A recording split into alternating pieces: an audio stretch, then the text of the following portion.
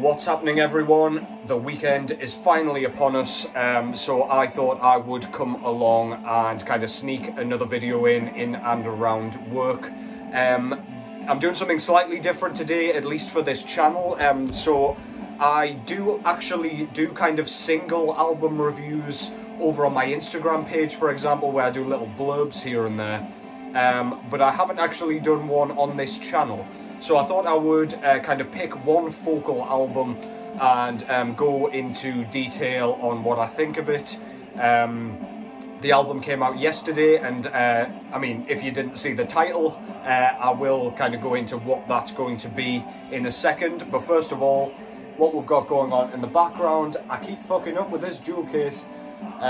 This is Black Magic SS with Spectral Ecstasy. I've spoken about this one several times on this channel, and I've spoken about this band several times as well, and that won't stop anytime soon, I'm afraid.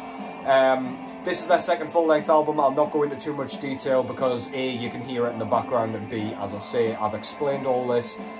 This is basically occult rock, psychedelic kind of synths going on, as you can hear. They're kind of zany, really fucking catchy. Black metal vocals, so very unusual. They kind of created their own sort of sub-genre, if you will, with this stuff. Loads and loads of copycat bands ever since these came out, and nobody's done it better, if you ask me personally. Great stuff. As you can hear, there's like sort of choir-like sort of clean singing for a lot of the choruses. Yeah, this is just a fantastic album, so goddamn catchy. If you haven't checked it out, go and check it out. Black Magic SS with Spectral Ecstasy. Okay, so, yeah, as I say, one album, and the album in question is this beauty right here. So, this is Hellripper with their third full-length album entitled Warlocks Grim Withered Hags. Yeah, so if you're not familiar with this band, they are a one-man project out of Aberdeen, Scotland, and they play a kind of black thrash slash black speed metal, in the same sort of vein as bands like, I guess, Midnight, if I was going to kind of compare them to anybody, and kind of Disaster, I guess, out of Germany, I believe. But yeah, so as I said, this is their third full-length album, put out through Peaceville Records, and this one came out yesterday.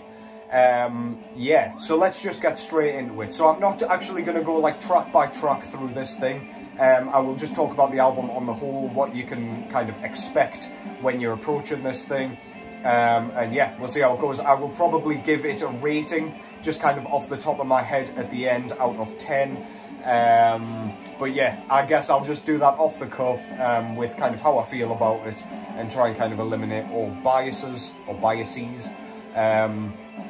So yeah, this is very much in the same vein as their previous two albums, in that it is very fast-paced, black and speed metal, basically. So it's kind of, it's my idea of sort of party metal. This stuff makes me so goddamn happy. It makes me want to smash beer cans off my head and kind of neck them.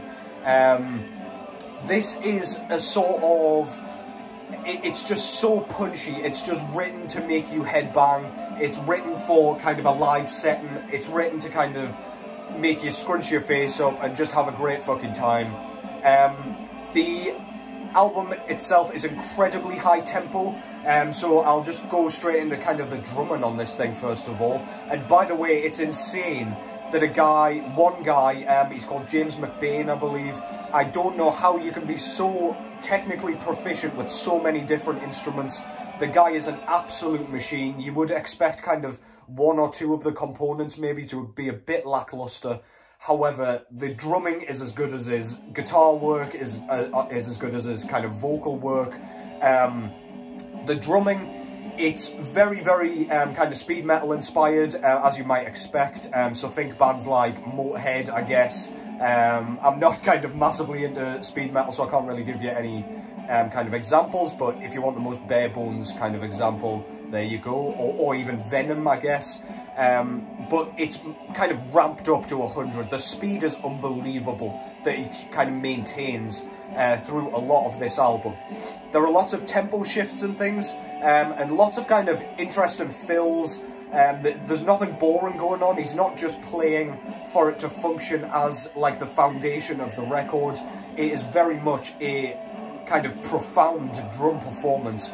There's bits of D-beat here and there, very punky, and there's a classic heavy metal tinge to a lot of it as well. The footwork on this thing is absolutely insane. The double bass work is so tight. It's pretty astounding, to be honest, especially at the speeds that he is playing. So the main kind of attention grabber, I guess, for this album is absolutely the lead guitar work. If you don't follow Hellripper on Instagram, James often goes on and does kind of live Instagram stories, where he'll just kind of test new solos, kind of new guitar licks, and just kind of have fun with it, and just have little like solo jam sessions just out there for the world to see, which is really fucking cool. Go and catch those if you haven't already. But the guy seems to be constantly writing and kind of what's the word, refining his sort of guitar work, and just kind of constantly testing new ideas. The lead work in general, so throughout the album, is incredibly technical. It's blistering. My fingers kind of pour with blood just thinking about the shit that he's doing on this thing. But the solos for me on this are the main kind of attraction for me. They have as much kind of charm, and they have as much sort of character and personality as the kind of rhythm riffs, which is unbelievable to say, because like solos are there just to kind of show off your flair. They're not really generally filled with a lot of depth or thought. Often it's just look how fast or kind of clever I can play. But on here, every solo sounds different, so you can tell which track it's come from. He's always been exceptionally good at that. There was a lot of that on Affair of the Poisons, the previous record, and even their EPs and stuff as well. He's just always been spectacularly good at that. Clearly a lot of thought and time and effort has gone into the solo writing, and I really fucking appreciate it. I find myself, even before I've heard the track, looking forward to the solo section just to see what the fuck he pulls out next. Very melodic and very kind of punchy. Just love it, man. It just kind of melts your brain with every single one. You can feel cells dying in your head, and it's absolutely fucking great. The rhythm work here is very fast. It's so fast-picked that it's like mind-boggling. Really kind of crunchy guitar tone. There's nothing sort of soft about this at all. It's really just well fucking written. Lots of kind of headbanging moments come out of nowhere, so after the speed has sort of died down a little bit, it'll just transition into kind of like a head-nodding kind of classic heavy metal, speed metal riff, which just makes you want to smash your face off things and kind of sit in your own blood. The vocals are in his typical style, so they're very high register sort of black metal shrieks. They're kind of very piercing, and they almost hurt your ears through your headphones. They don't sound human at all. I do not know how that guy can kind of make his voice sound like that. It's just kind of bamboozling to me, like as a non-vocalist. He sounds absolutely wicked. He sounds very evil. He does sound like he is worshipping goats or sacrificing goats or whatever the fuck. Yeah, really cool. The bass work doesn't come through this kind of very often. It's mainly kind of veiled behind the sort of rhythm guitar work, but every now and then it'll kind of poke through. There is a track on here, I can't remember which one, where there's like a bass intro, and it's very crispy and kind of buzzing, so you can kind of once your ears adjust to the sound of it without everything else going on, you can kind of hear it going on. The bass works very, very fast, and again, I don't know how he's kind of maintaining the quality across the board, instrumental-wise. His bass work is outstanding. When you hear that kind of section, it just makes you question life and how the fuck... It makes me want to kind of give up my instrument, basically. He's just so good at everything.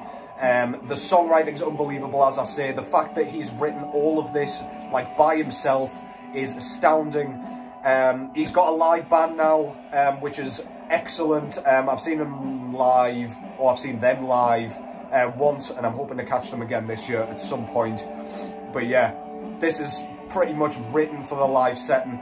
There are a couple of tracks on here that are a bit slower, like the second track, I the Deceiver. There's a slightly slower, or a couple of slower sections on that one. So yeah, you've got like separate tempos, or sorry, like a variety of different tempos to sink your teeth into. So you've got those tracks that kind of make you just sit and listen and appreciate, and then you've got those blistering, like, fuck you tracks that just kind of get the blood pumping and the sweat running out of your pores. In my opinion, this is his best work to date. I cannot wait to see what he does next already. It's just one of those bands that nails it every single goddamn time. So, yeah. Basically, this is excellent. I knew I was going to enjoy this, but not as much as I actually did end up enjoying it. This is spectacular from front to back, beginning to end. Awesome shit. I will struggle not to give this a 9 out of 10 at least. I'm actually going to give it a 9.1 out of 10. This is sensational work from James yet again. The guy can do no wrong. Yeah, great fucking work. Go and check it out if you haven't already. That's Hellripper with Warlocks Grim and Withered Hags. Front cover there, you've got a hooded kind of guy riding a goat, which looks absolutely insane. Looks like a bit of a homage to Bathory on the front there as well. I love all of Hellripper's artwork to date. They're all absolutely ridiculous and they look fucking fantastic. That is beautiful. Back cover there, you've got the track listing and the title at the top there by Hellripper. As I say, this one was put out through Peaceville Records, and the variant I got was this very nice gold vinyl. I swear gold vinyl is actually getting better nowadays. I've got some from, like, I don't know, sort of the mid-2010s, and they looked absolutely shite, but this actually looks golden, so that is very, very cool. So yeah, this is basically goat sacrificing, succubus fucking, gates of hell opening, black speed metal for the ages. It's absolutely great. 9.1 out of 10 for me. Go and check it out. Go and show him some support. Go and show him some love. Go and get the go and get some t-shirts or buy the record, or even just support him on kind of Instagram and things. Go and catch these live if you can, because it's a hell of a fucking ride. Yeah, Hellripper with Warlocks Grim and Withered Hags. One of 2023's best albums so far. So yeah, that was my first kind of attempt at a verbal album review. Hopefully you enjoyed it. If you did, let me know, and then I'll hopefully be able to do a few more of these as like albums start to come out and arrive for 2023. But yeah, that's basically it. So as always, take care. Keep supporting. Yous have been fucking great as always. I know I keep saying it, but yeah, I just really, really appreciate the support. Take care as always, and I'll catch yous in the next one.